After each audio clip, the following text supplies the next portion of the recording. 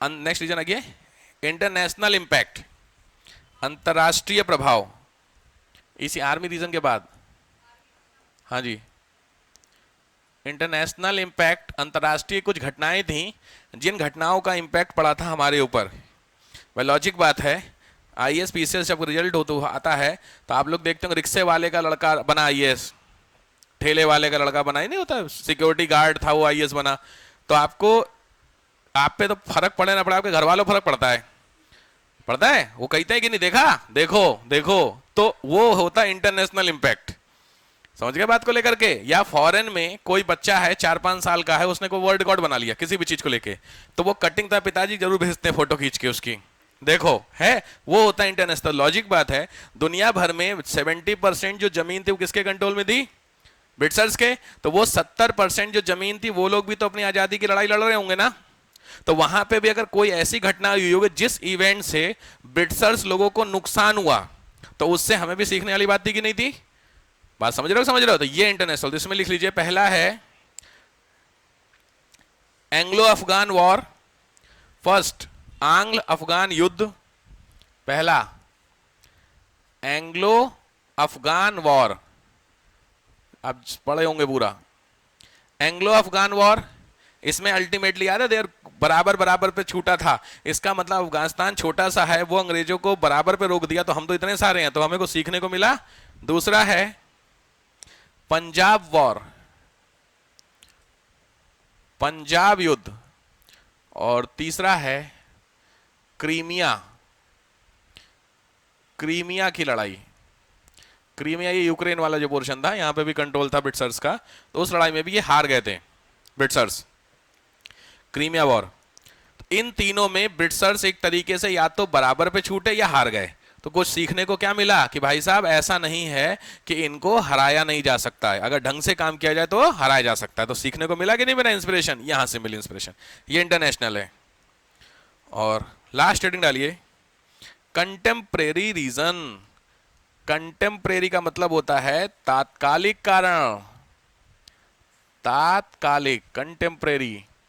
यही वो रीजन है जो रीजन आप लोग जानते हैं। कौन सा, गन वाला, गन वाला याद है कुछ, अरे गन वाला यार, समझ गए, ब्राउन बेस, दो बंदूकें थी नहीं, कौन सी जगह कौन सी रिप्लेस हुई थी, हेडिंग लिखिए। 1856 में, 1856 में ब्राउन बेस राइफल, ध्यान से, ये है ब्राउन बेस राइफल। उस सामने मूवीज, पुरानी मूवी देखे होंगे, तो उस समय जो सोल्जर होते थे उनके हाथ में इसी तरीके की होती थी, ठीक है। ये है ब्राउन बेस राइफल। इसकी जगह नई आई है इनफील्ड राइफल, लिख लीजिए, dash replaced by Enfield rifle. क्यों, इनफील्ड राइफल यहां पे रिप्लेस होती है, सॉरी, इनफील्ड राइफल। तो ब्राउन बेस हो गई आपकी तुम्हारी, और इनफील्ड राइफल होती है, ठीक है। देखो इन सभी राइफल में यहां पे आप देख रहे होंगे कट लगा हुआ है, दिख रहा है, ये ट्रिगर दिख रहा है। तो इस ट्रिगर में जब ये होता है पोर्शन, तो इसको ऊपर से खोला जाता है, ये आगे की तरफ झुकती है, समझ गए। तो इसमें क्या डालते हैं, बुलेट। उस बुलेट का जो कवरिंग होती है, आपने बुलेट देखी है, समझ गए, बुलेट वाली यार, कार्ट्रिज वाली। या बुलेट में वो बुलेट ना दिखा दें यार, कार्ट्रिज, हाँ पता चले कि रॉयल इनफील्ड, ये देखिए कार्ट्रिज होती है, ठीक है। ये होती है बुलेट का हिसाब किताब, जो गोली होती है, काम की चीज है नहीं, फिर भी देख लो तुम्हारे काम बस। ये बुलेट है तुम्हारे, ये बुलेट में देखो यहाँ होता है, आगे होता है बुलेट, ठीक है, पाउडर ये होता है गन पाउडर, ये प्राइमर, ये जो बाहर की कवरिंग होती है, ये कवरिंग को, ये होती है छोटी सी। मूवी वूवी देखे हो जिसमें डॉक्टर साहब निकाल करके गिराते हैं, अब समझ गए, बहुत 5 मिनट हो गए, जल्दी अच्छा हुआ आप ले आए, नहीं तो बच गया। ये होता है पूरा बुलेट का, समझ रहे हो। इसके अंदर ये होती है प्रॉपर बुलेट, छोटी सी। इतनी बड़ी चीजों को लेकर के, ये तो अब आजकल तो वो आ गई है ना पिस्टल, उस पिस्टल की बुलेट में ये वाली पड़ती है, आपने देखा पिक्चर में यार, वो निकालते मैगजीन निकाल के लगाते हैं, मूवी भी देखो यार, समझ गए। बट ये होती थी उस समय की। आपने ये वाली देखी है, डाकू मंगल सिंह वाली, ये वो डाकू मंगल वाली थी, याद रखिएगा। तो ये अंदर इसके सारा तामझाम होता है, ये इसकी कवरिंग होती है, बुलेट, केस, पाउडर और प्राइमर दिया हुआ है, ये उसके फायर करने के लिए होती है। तो ये जो कवरिंग दिख रही है, ये कवरिंग होता है कार्टिलेज का। तो इस कवरिंग को आपको दांत से हटा करके फिट करना होता है। तो कुछ ऐसा सीन था, समझ में आया मोटा मोटी। तो इतना इंपॉर्टेंट नहीं है इसकी कि डिजाइन विजाइन बनाने लगो, पता चले लोग कहेंगे वीडियो बन रहा है बुलेट का सिखा रहे सर। ठीक है, लिखिए रीजन, समझ गए। पहला रीजन क्या था, मेन तो वही लिख लो। हाँ क्या लिखो, brown base replaced by new Enfield rifle. New Enfield rifle से हुआ डैश करके वाई। क्यों हम इसको लेके आए, तो दो रीजन है। नंबर एक, हल्की है, लाइट वेट, हल्की है ये, लाइट वेट, सबसे पहला लाइट वेट है। और दूसरा easy to use, easy to use, अच्छे से यूज कर सकते थे हम इसको, प्रयोग करने में आसानी। दमदम, अंबाला और सियालकोट तीन जगह हैं। First is Dumdum, second one is Ambala and third one is Sialkot, Punjab. इन तीन जगहों पे इस वाली गन के क्या खुले, ट्रेनिंग सेंटर। ब्रिट्सर्स को काली कॉस्ट इफेक्टिव पड़ती थी, काफी ठीक पड़ती थी, ठीक है। तो इन तीन जगहों पे ट्रेनिंग सेंटर खोल दिया गया इसके कि साहब ऐसा करो। अब यहां पे लिखो देयर वॉज अ र्यूमर, एक अफवाह फैला दी गई। देयर वॉज अ र्यूमर, एक अफवाह फैलाई। अफवाह जानते होंगे कि जो कार्टिलेज है वो किन चीजों से मिलकर बना है, इधर वो किससे है, बीफ या पॉर्क, गाय का मांस, सुअर का मांस। ये अफवाह फैलाएगी कि जो कार्टिलेज है उससे था, और you have to cut cartilage from your teeth. तो अगर आप उस दांत से कट करेंगे उस चीज को लेकर के, इसका मतलब है वो जो भी था, फ्लैश था, वो आपके दांतों में जाएगा, मतलब आपने एक तरीके से उसका कंजम्पशन कर लिया। तो आपका जो धर्म है वो क्या हो गया, गलत हो गया। क्योंकि जो गाय को बीफ होता है वो हमारे लिए सबसे ज्यादा क्या होता है, निग्लेक्ट होता है कि होलीनेस, होली होता है सबसे ज्यादा। भाई होली होता है कि नहीं होता। और जो पॉर्क होता है वो उनके लिए, मुस्लिमों के लिए सबसे ज्यादा गड़बड़ होता है, ठीक बात है, ठीक है। तो इन दोनों का कंजम्पशन करना, दोनों रिलीजन का। अच्छा देखिए, ध्यान रखना, ऐसा बहुत सारी बुक्स में लिखा हुआ है कि शुरुआत में ना ये र्यूमर था। अंग्रेज ऐसा क्यों करेंगे, मेरी बात को समझो। अंग्रेज जो थे, ब्रिटिशर्स, वो शुरुआत में उन्होंने ऐसा नहीं किया था, लेकिन हमारी जो कम्युनिटी में जब ये र्यूमर फैला तो उन्होंने बाद में कर दिया ऐसा। समझ, बहुत सारी बुक्स में है ऐसा लिखा हुआ इस चीज को लेकर के कि ब्रिटिशर्स ने शुरू में ऐसा कुछ नहीं किया था। भाई उनको गन बनानी थी, गोली बनानी थी, तो ये क्या लगाएंगे। नॉर्मली बात, सोचने वाली बात भी है कि प्रैक्टिकल बात कर जाए कि क्यों ऐसी क्या जरूरत थी यार, उनको गन, भाई सोल्जर चाहिए थे, सोल्जर अवेलेबल थे, उसमें हम बीफ और पॉर्क क्यों डालेंगे। तो हुआ कि इंडिया में रूमर फट से फैलती, तो रूमर जब फैली तो अंग्रेजों को जब पता चला तो उन्होंने कहा मजे ले ही लेते हैं, तो फिर उन्होंने क्या कर दिया, डाल दिया। ऐसा कुछ बुक्स में कुछ है ऐसे एविडेंसेस, ठीक है, ठीक है।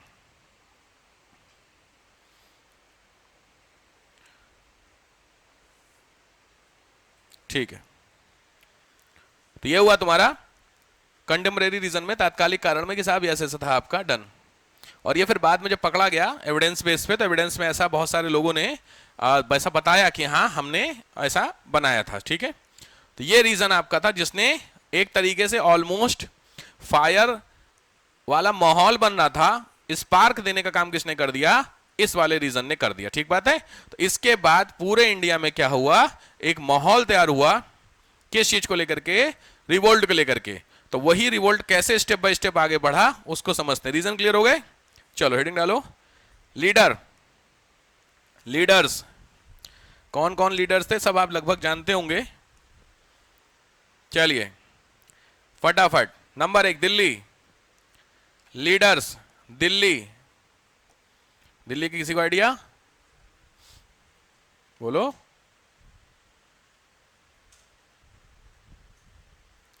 1857 के अगर आप लीडर देंगे, ये हैं देखिए नाम, ठीक है, नोट कर लीजिए ये नाम फटाफट। बहादुर शाह दिल्ली के, रानी लक्ष्मीबाई, झांसी ग्वालियर, मंगल पांडे बैरकपुर, फटाफट नोट कीजिए। दिख रहा है सबको। बहादुर शाह दिल्ली के, लक्ष्मीबाई झांसी ग्वालियर, बैरकपुर के मंगल पांडे, नाना साहब कानपुर, तात्या टोपे झांसी ग्वालियर, इनकी हेल्प करने गए थे लक्ष्मीबाई की। हजरत महल लखनऊ, लखनऊ नोट कर दिए, सब दिखाइए आपके सामने।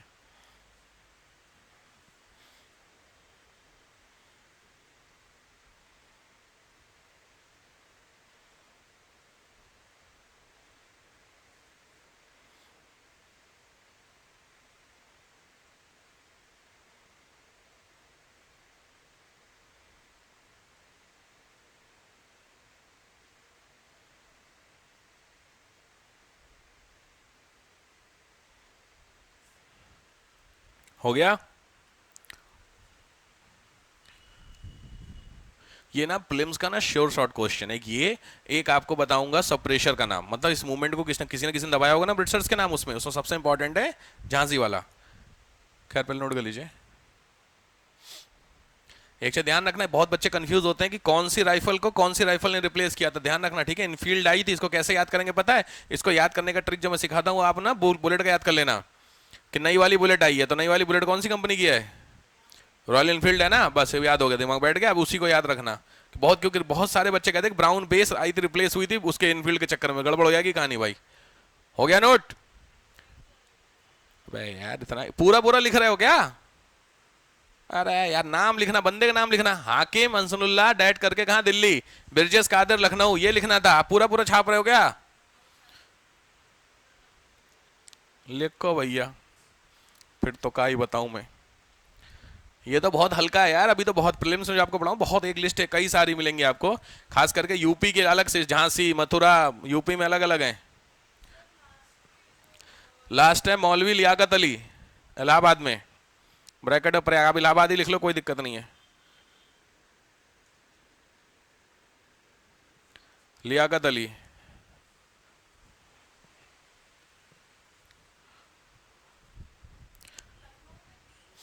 कई लोग थे, मेन तो आपके मेन वही हैं लखनऊ के। बेगम हजरत महल दिया है इसमें कहीं? हाँ। हो गया। हजरतगंज चौराहा सुने होगे तुम लोग, यही हजरतगंज वाला बेगम।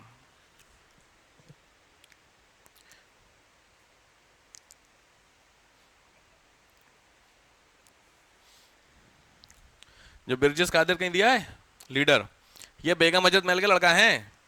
बिरजिस कादिर जो लिखे हो डैश करके लिखो, सन ऑफ बेगम हजरत महल। वही वाला कॉन्सेप्ट जो मैंने बताया था, याद है? अडॉप्टेड, वो वाली कहानी है ये।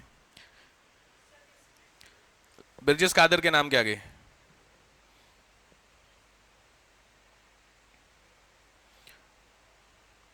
बिहार का इसमें दिया हुआ है कुंवर सिंह। बिहार का लिख लो, बहुत इंपॉर्टेंट नाम है बिहार का, लिख लो कुंवर सिंह। कुंवर सिंह बहुत इंपॉर्टेंट है बीपीएससी के लिए।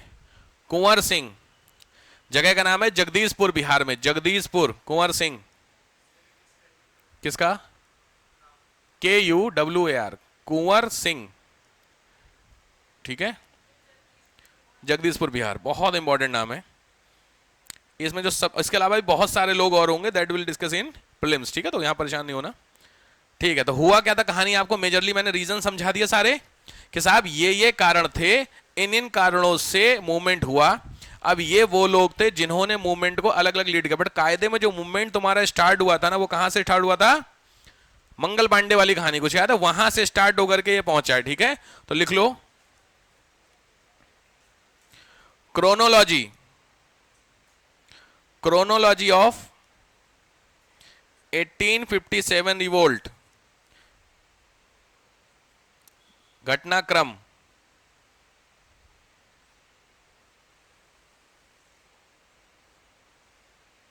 एटीन 1857 का लिखो, क्योंकि डेट के हिसाब से चीजें पढ़नी पड़ेंगी आपको। लिखो बहुत ध्यान से, जो ऑफिशियल डेट बता रहा हूं चुप मार के लिखना, बहुत कंफ्यूजन इन डेट में लेकर के लिखो date.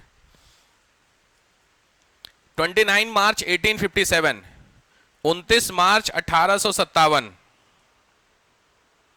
29 March 1857, dash Barrackpore, dash Barrackpore, dash Mangal Pandey, denied to use gun, उन बंदूकों का प्रयोग करना मना कर दिया। Gun. Next, 10 April capital punishment, फांसी दे दी गई। 10 April same same year, 10 April को फांसी दी गई। ठीक है, हिसाब समझ रहे हो? ये खबर पूरे इंडिया में पहली भाई ये सीधी, अच्छा ध्यान रखना, हाँ बैरकपुर लिखियो, बैरकपुर में रेजिमेंट का नाम लिख लेना 34th रेजिमेंट, 34वीं रेजिमेंट के सैनिक हैं। यूपीपीसीएस का क्वेश्चन है तगड़ा। 34th रेजिमेंट, 34 समझते हो, बटालियन समझते हो, बटालियन का नंबर है ये 34, 34वीं बटालियन के। डेट याद हो गई, 10 अप्रैल को फांसी हो गई। इसका पता पूरे इंडिया में, मतलब नॉर्थ इंडिया में सब, जब सोल्जर को कुछ होगा तो इंडियन सोल्जर्स को पता चलेगा। ये कहानी की खबर पहुंचती है मेरठ। अभी आप बैरकपुर, बैरकपुर कहां है? वेस्ट बंगाल। मंगल पांडे वेस्ट बंगाल के हैं, ध्यान से लिख लेना, अगर कंफ्यूजन है तो बैरकपुर लिखो, वेस्ट बंगाल। ये खबर पहुंची मेरठ, और मेरठ में लिखो 24 अप्रैल, 24 अप्रैल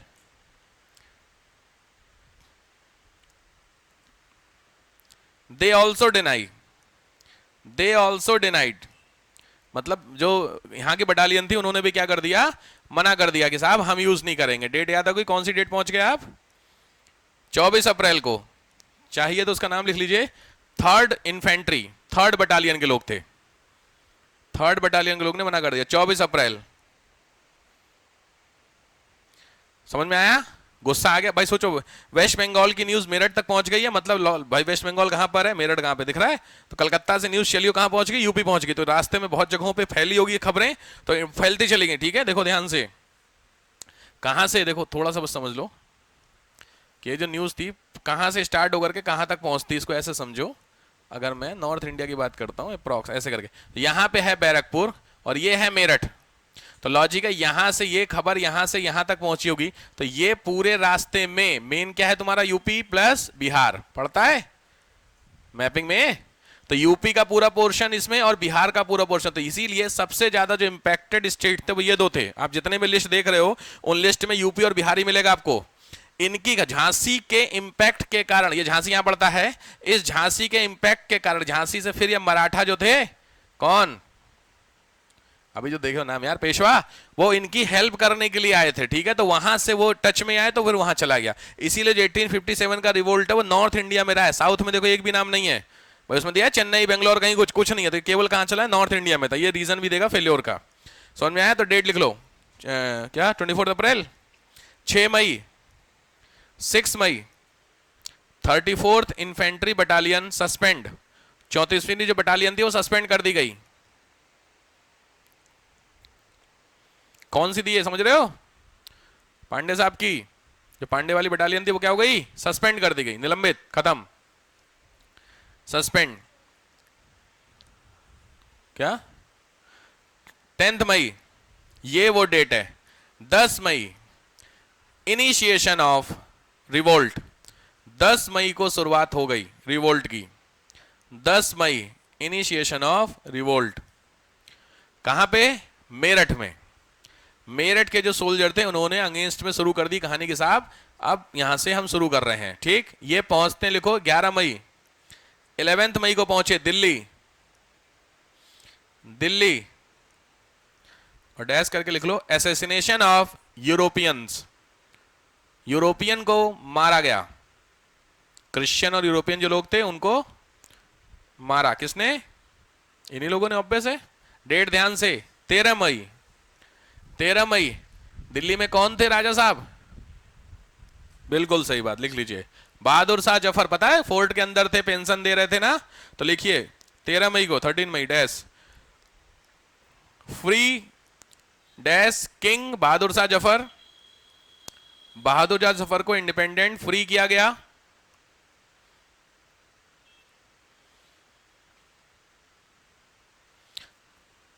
और announce him as a new king, उनको नया राजा अनाउंस कर दिया गया, announce him a new king, नया राजा उनको अनाउंस कर दिया गया।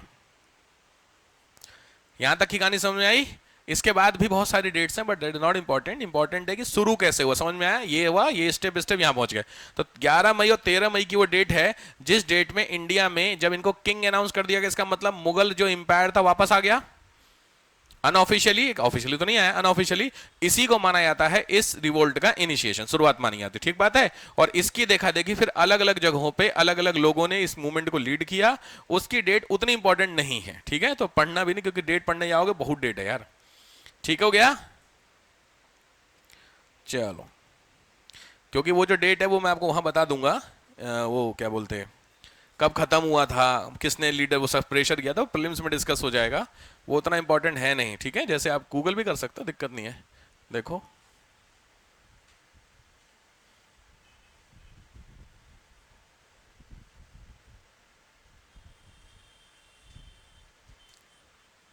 देखो,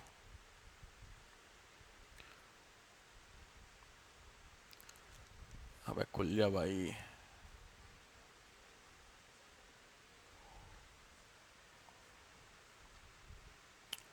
अरे यार चल जा, क्या हो गया इसको आज।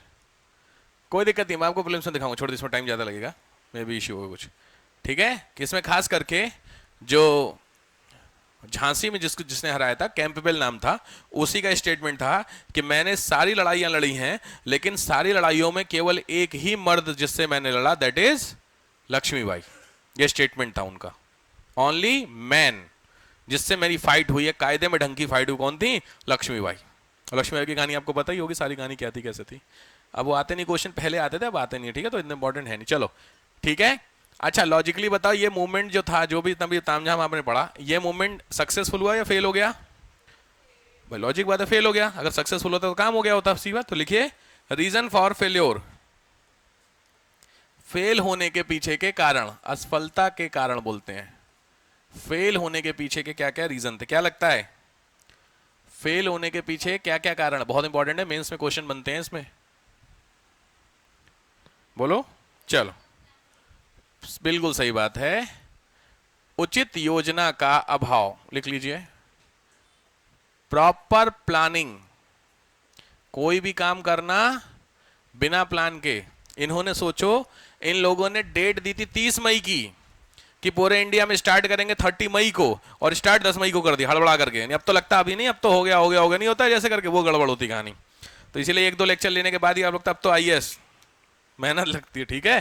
ठीक है, तो पहला हुआ प्लानिंग ही नहीं थी, दूसरी चीज है वही वर्ड, सेकेंड क्या? पेशेंस, सब्र नहीं था। क्योंकि अगर आप 30 मई को करते तो एक हिसाब किताब होता कि नहीं। जैसे जब आपको बहुत तेज भूख लगी हो और आप कुछ खाना बना रहे हैं, तो कई बार आप उसको उठा उठा के चेक करते रहते हैं, अबे बना कि नहीं बना, बना कि नहीं बना, ऐसा होता है, और आधा कच्चा ही रह जाता है। कुछ लोग तो बनाते समय आधा टेस्ट करके खत्म कर लेते, और फिर जब खाने बैठते डिनर कहते हैं मेरा भूख नहीं लग रही है। हमारे साथ में है, मेरे घर में कोई मित्र है मेरे, उनकी वाइफ है बेचारी, जब भी वो खाना बनाते हैं उनके साथ यही समस्या है। अच्छा, उनका साइज कम नहीं हो रहा, उतनी ही है, समझ रहे हैं, और खाना खाती नहीं हो शाम के टाइम में। पता चला कहानी क्या है कि जब खाना बनता है तो आधे से ज़्यादा जो भी होता है हिसाब किताब, वो टेस्ट के चक्कर में निपट जाता है, और फिर लंच टेबल उसमें डिनर टेबल पे क्या होता है कि नहीं हुआ मतलब भूख नहीं लग रही है। आप तो नहीं है, झूठा उठा करके। चलो, तो दूसरा लिखो पेशेंस का अभाव। थर्ड लिखिए आर्थिक संसाधन, इकोनॉमिक रिसोर्सेज, आर्थिक संसाधन, इनका भी क्या होगा? लैकनेस, अभाव। इकोनॉमिक रिसोर्सेज में कुछ भी बताओ। बिल्कुल सही बात है, लिख लीजिए, इसमें लिखिए वेपन्स, बेसिकली वेपन्स, हथियार, वेपन्स इसमें थे मेनली। भाई हम किससे लड़ते थे पता है? लाठी डंडों से।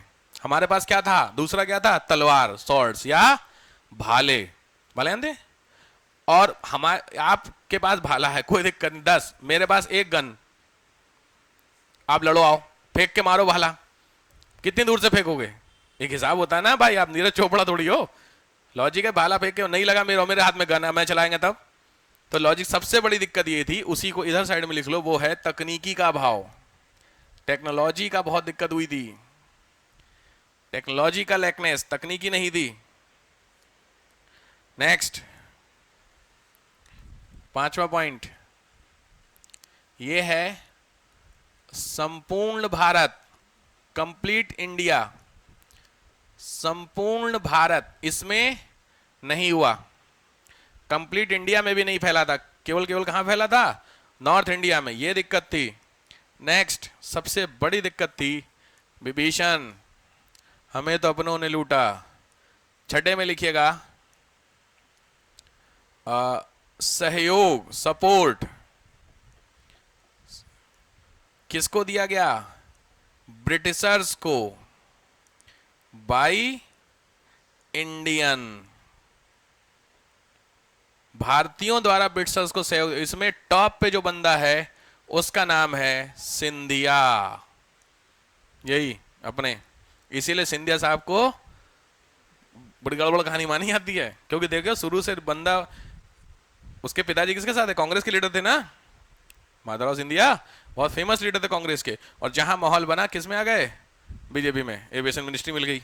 तो समझ रहे हो भाई साहब, अब चूंकि है इसमें कुछ बोल नहीं सकता मैं, तो बड़ी गड़बड़ कहानी है भाई। तो इसमें 3 लोगों के नाम है, पहला नाम सिंधिया फर्स्ट, दूसरा नाम है होलकर, जिन्होंने सपोर्ट किया था इंडिया उनको, ब्रिटिशर्स को, होलकर इंदौर के हैं, और तीसरे हैं हैदराबाद के निजाम। ये तीनों लोग कौन थे, पूछा हुआ है कि कौन से इंडियंस थे जिन्होंने इसको सपोर्ट किया था ब्रिटिशर्स को, तो ये वो 3 लोग थे जिन्होंने किसको सपोर्ट किया, ब्रिटिशर्स को सपोर्ट किया कि सर आप यहीं रहो मत जाओ। सिंधिया ग्वालियर, सिंधिया ग्वालियर, होलकर इंदौर और हैदराबाद के निजाम, ये तीनों लोग थे जो चाहते नहीं थे यहां से कौन जाए, ब्रिटिशर्स जाए। तो सीधी बात है, ये भी गड़बड़ कहानी। Next next point,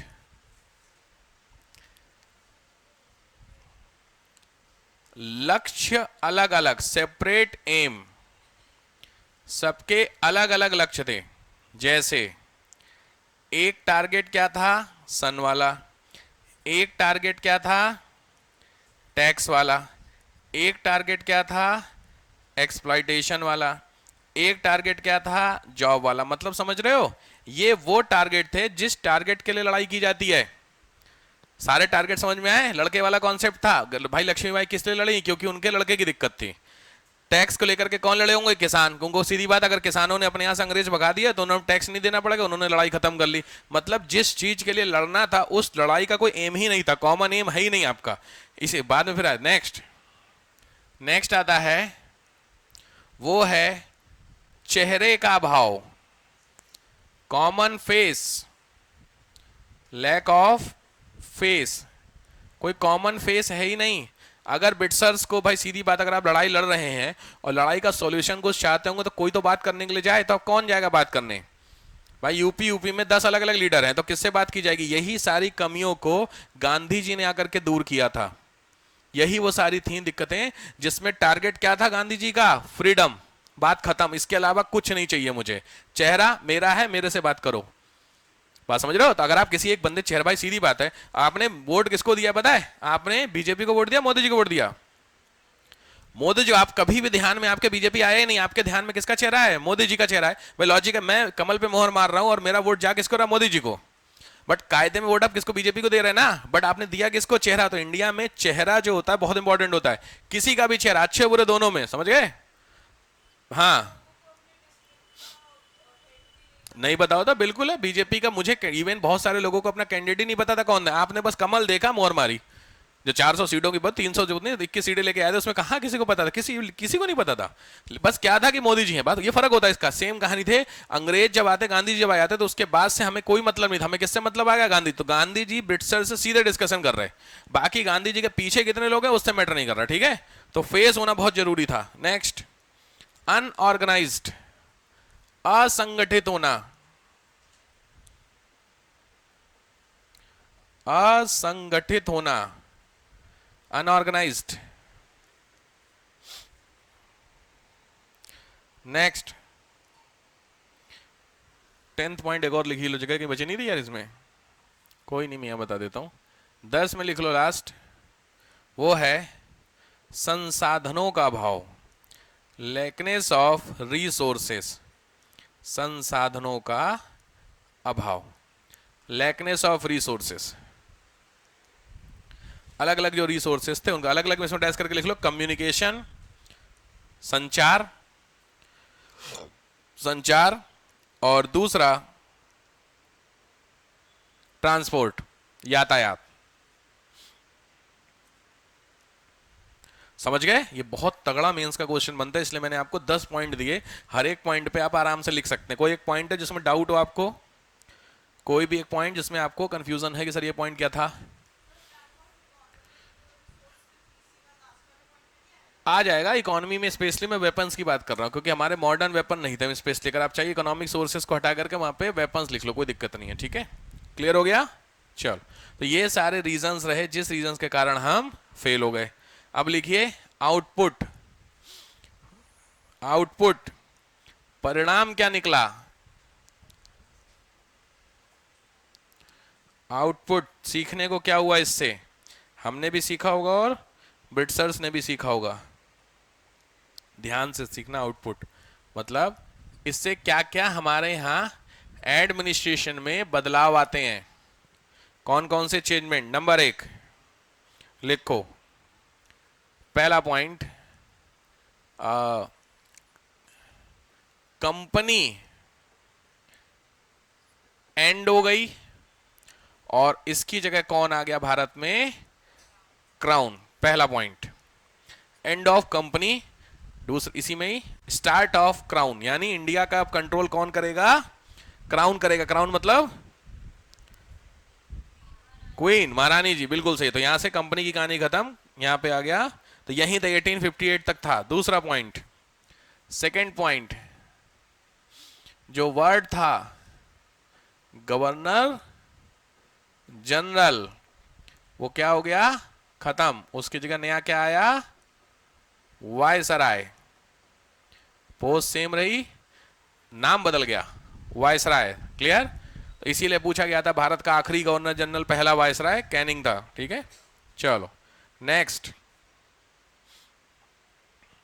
third point,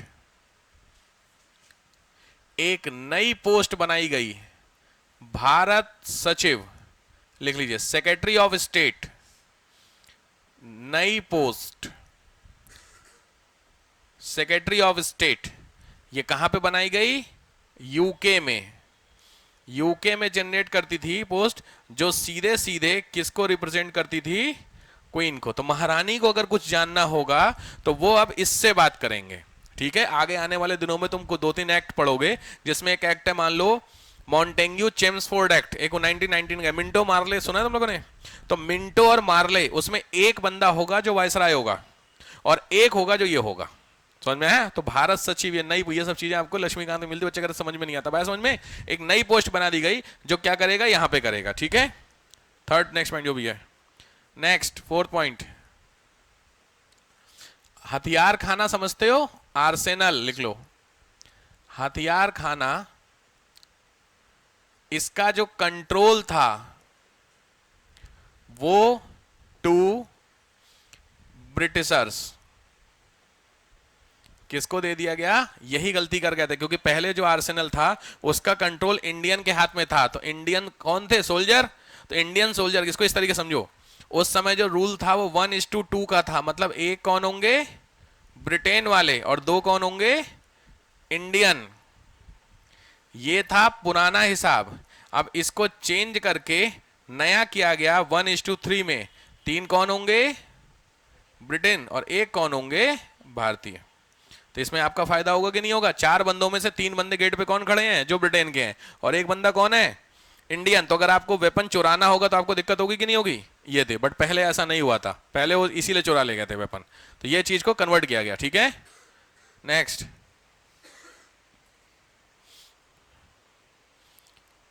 next fifth point, आपको क्या मिल गए? नए दोस्त। समझ रहे हो? उन नए दोस्त का सबसे ज्यादा ध्यान में रखा गया था। लिखो, entertain to new friends. New friends कौन मिले अंग्रेजों को? अरे हाँ, वो 3 लोग थे, वही तो दोस्त मिले नए, तो उनको एंटरटेन करने। भाई साहब जरूरी अपने लोग हैं, विभीषण टाइप के, निजाम, सिंधिया बिंदिया, उनको। तो उन नए दोस्तों को क्या करना है? एंटरटेन करना, उनका ध्यान रखना। नेक्स्ट, एक चीज ध्यान रखना, 6 पॉइंट, यहीं पे अंग्रेजों ने स्टार्ट की है, फूट डालो और डिवाइड एंड रूल। तो लिखो, यही पॉलिसी यहां से लेकर का डिवाइड एंड रूल। फूट डालो राज करो, ये बोलते शायद ना, फूट डालो राज करो, डैश करके लिख लो हिंदू मुस्लिम। क्योंकि जो मुस्लिम कम्युनिटी बहुत ज्यादा सपोर्ट नहीं की थी, 2 ही 3 लोग थे मुस्लिम कम्युनिटी जिन्होंने सपोर्ट किया था, तो कम लोग थे, तो कम लोग होंगे तो फायदा दिया गया, ठीक है। तो मुस्लिमों और हिंदू क्या करो, अलग अलग करो। Next,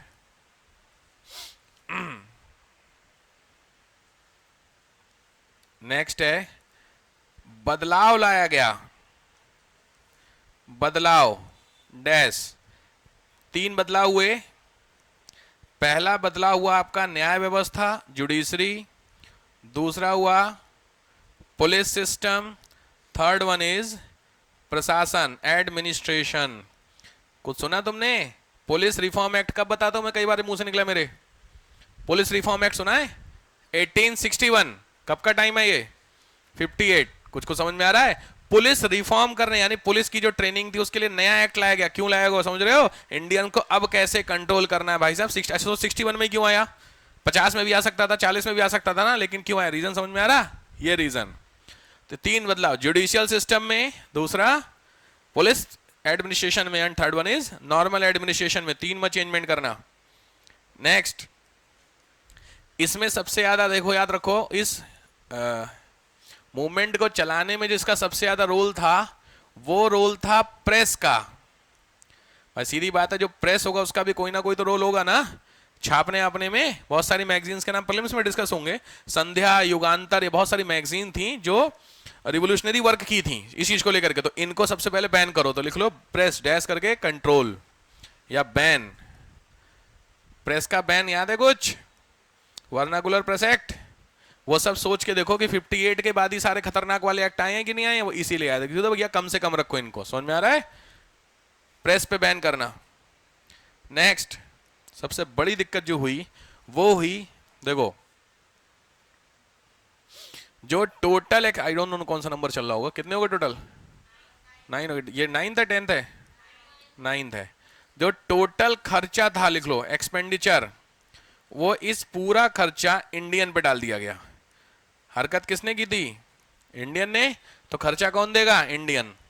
all expenditure is on the Indians. भारतीयों पे पूरा खर्चा। खर्चा लिखो 98 मिलियन पाउंड, 98 मिलियन पाउंड, हाँ ठीक है, 98 मिलियन, इतना इनको खर्चा दे दिया गया।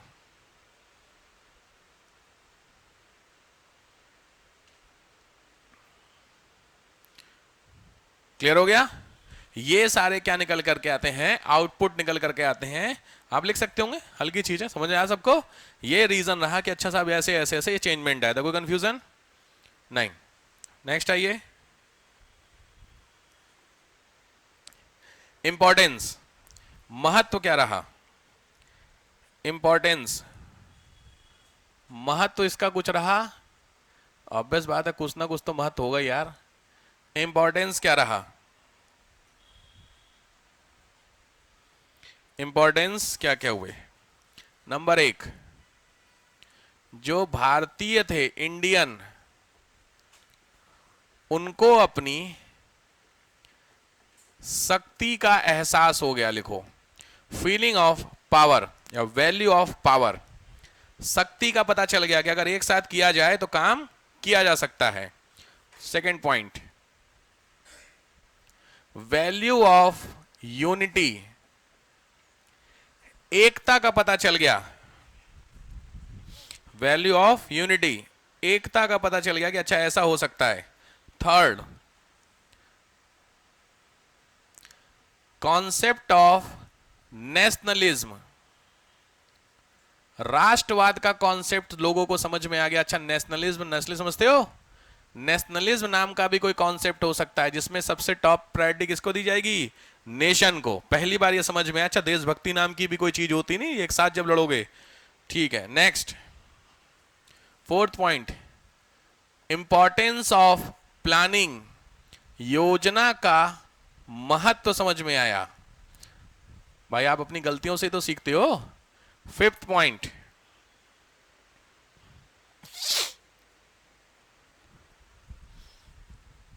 लक्ष्य आपको पता चल गया, टारगेट, और वो टारगेट रहा आजादी। समझ गए?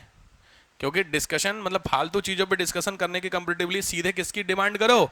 फ्रीडम। हमें आजाद करो, हम देख लेंगे। कोई बोले ना कि तुम्हारा नहीं, कोई दिक्कत नहीं, हमें आप फ्री करो, हम देख लेंगे, बात खत्म हुई। अंग्रेज कह रहे थे कि आप चला पाओगे नहीं चला पाओगे, तो गांधी जी क्या बोले? आप हमें छेड़ दो, मतलब हमारी कहानी में आप यहाँ से चले जाओ, हम देख लेंगे, बात खत्म हो गई। ठीक है, हमें एडमिनिस्ट्रेशन हम कर पाएंगे नहीं कर पाएंगे, हम बर्बाद हो जाएंगे, आप छोड़ दो, आप बस यहाँ से निकलो, समझ रहे हो? बात खत्म, हम देख लेंगे ना बात को। और देखो 50 बाई क्या गलत हो रहा है सब कुछ। तीसरे नंबर यूके को पीछे कर दिया हम इकोनॉमी में। ये सबसे बड़ी क्या है, जो बंदा तुमको कह रहा था जो तुम कुछ नहीं कर पाओगे, और उसी के ऑफिसर बन के उसके डिपार्टमेंट में पहुंचो, फिर माहौल बनेगा आपका। सेम कहानी थी। तो यूके ने हमें बहुत मजाक उड़ाया था इस चीज को लेकर के कि इंडियंस कर नहीं पाएंगे कुछ, और देखिए इंडियन 3rd नंबर पे आ गए इकोनॉमी में, सीधी बात है। नेक्स्ट 5th, ये है आर्थिक शोषण का युग, इकोनॉमिक एक्सप्लॉइटेशन। आर्थिक शोषण, इकोनॉमिक एक्सप्लॉइटेशन, इसका एक युग स्टार्ट हुआ। इकोनॉमिक, क्योंकि ब्रिटिशर्स को लग गया था, क्या पता है कि साहब कुछ गड़बड़ होने वाली कहानी है, कि इंडियंस ना माहौल बनाने, क्योंकि एक बार कोई चीज सीख, भले आप फेल कर गए उतना इंपॉर्टेंट नहीं है, लेकिन आपको अपनी कमी समझ में आ गई होगी कि नहीं, और वो कमी ब्रिटिशर्स को भी समझ में आई और इंडियंस को भी समझ में आई। अब इसमें ब्रिटिशर्स को तो पता थी, इंडियंस को नहीं पता थे। इंडियन समझ गए हम गलती क्या कर रहे हैं, और उसी गलती को अगर दोबारा से वो कोई इस तरीके का रिवोल्ट करेंगे तो वो गलती रिपीट तो नहीं करेंगे, तो there is a possibility of freedom. इसीलिए अंग्रेजों ने दिमाग लगाना शुरू किया था, चाल चलनी शुरू की थी।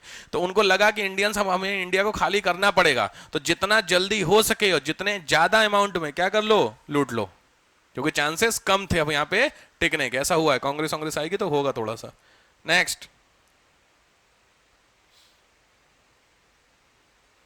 Statements, next heading statements. हाँ इंपॉर्टेंस खत्म। स्टेटमेंट्स, कुछ अलग अलग लोगों ने इसको अलग अलग स्टेटमेंट दिए हैं, तो वो स्टेटमेंट 3 4 5 स्टेटमेंट है, वो आपको बस मैं लिखा दे रहा हूं किसने क्या बोला है। पहला स्टेटमेंट है सावरकर साहब का। पहला स्टेटमेंट है सावरकर का। सावरकर सुनिए, सावरकर, विनायक दामोदर सावरकर ना, इनका स्टेटमेंट लिखिए। ये मेंस के पहले क्वेश्चन आते थे। प्लान्ड फ्रीडम स्ट्रगल, सुनियोजित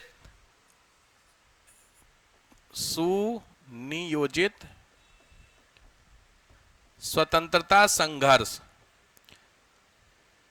ये पूछा हुआ कई बार, स्वतंत्रता संघर्ष, ये इनका स्टेटमेंट है प्लान्ड वाला। ठीक है, सावरकर साहब ने बोला, ये नाम तो सुनिए, प्लान्ड एक तरीके बोला है, क्या है क्यों बोला गया। दूसरा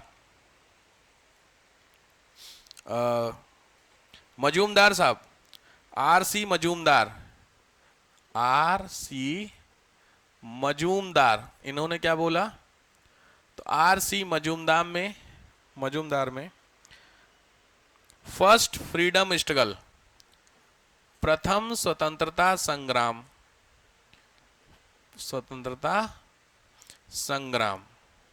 फर्स्ट फ्रीडम स्ट्रगल, ये मजूमदार सर का स्टेटमेंट है। नेक्स्ट नेहरू जी ने आर्मी रिवोल्ट विद पब्लिक, सैनिक विद्रोह जन के साथ। Nehru, army revolt with public, सैनिक रिवोल्ट लोगों के साथ।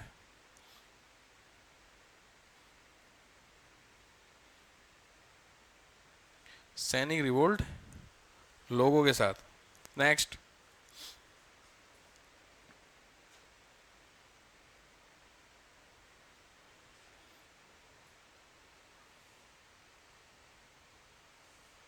एस.एन. सेन, सुरेंद्र नाथ सेन, एस.एन. सेन, सुरेंद्र नाथ सेन, इन्होंने क्या किया बताया, मतलब इन्होंने, इनका स्टेटमेंट है रिलीजियस वॉर, धार्मिक युद्ध, धर्म युद्ध, धर्म को लेकर के था। धर्म, इसमें धर्म इन्वॉल्व था, रिलीजियस एस्पेक्ट इन्वॉल्व था ना, वही बीफ और पोर्क वाला, ठीक, तो वो भी इसमें था। ठीक है,